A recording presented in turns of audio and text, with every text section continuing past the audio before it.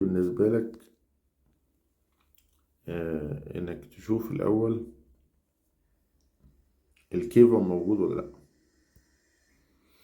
في الاول كيفا سيبتم موجود، خلاص موجود اكيد، وفي بس دايلاتيشن في الانتيرو بوستيريور هورن، ده هيدروكيفالس عادي. ولكن في حالة الاجينيز في كوربس كالوزم مفيش كيفم اصلا،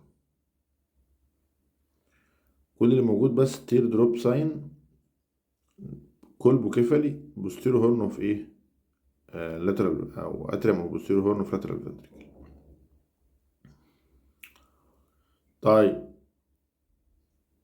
لو هو هنا نورمال كيفم سيبتم اهو موجود، هنا مفيش، يبقى ده اجينيسيس لكوربس كالوزم ومعاه كولبوكيفالي، ده نورمال، ده اجينيسيس مفيش كيفم وفي كولبوكيفالي، ده هيدروكيفالس وكيفم موجود، ده اجينيسيس في كوربس كالوزم مفيش كيفم.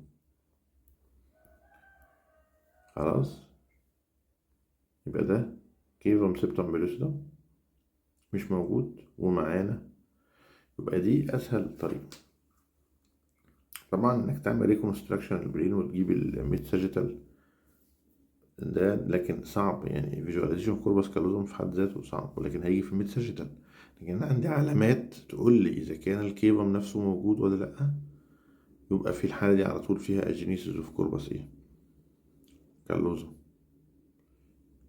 هبص على الكيفم زي ما بجيب كده ترانس سلامك ترانس فنتريكولار، واجيب في كيفم مفيش كيفم وفي كولبوكيفالي، يبقى اجينيسيس اوف كوربس كالوزوم على طول،